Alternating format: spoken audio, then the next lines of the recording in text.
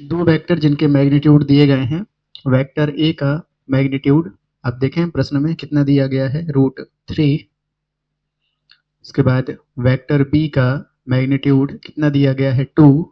और साथ में vector a dot vector b भी दिया गया है, vector a dot vector b equal to √6।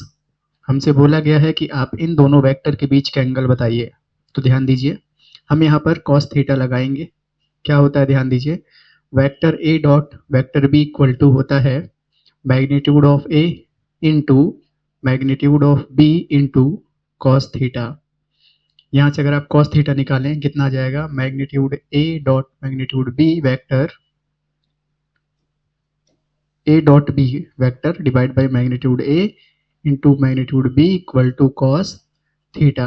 तो ए डॉट बी कितना दिया हुआ था, √6 divide by magnitude of a √3 into magnitude of b 2 equal to cos theta. दिक्कत यहाँ तक नहीं। अगर 6 को हम लिखना चाहें तो कुछ इस प्रकार से लिख सकते हैं, √3 into √2 divide by √3 into 2 equal to cos theta. √3 से √3 कैंसिल कीजिए तो कितना बचा, √2 डिवाइड बाई, इसको क्या लिख सकते हैं हम, √2 into √2 equal to theta. Cos को इधर भेज दीजिए, कॉस इनवर्स, एक रूट से एक रूट हटाइए, कितना आ गया, cos inverse 1 divide by √2 equal to theta.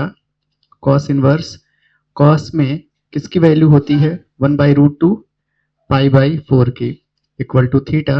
मतलब थीटा की वैल्यू कितनी आ गई, π/4।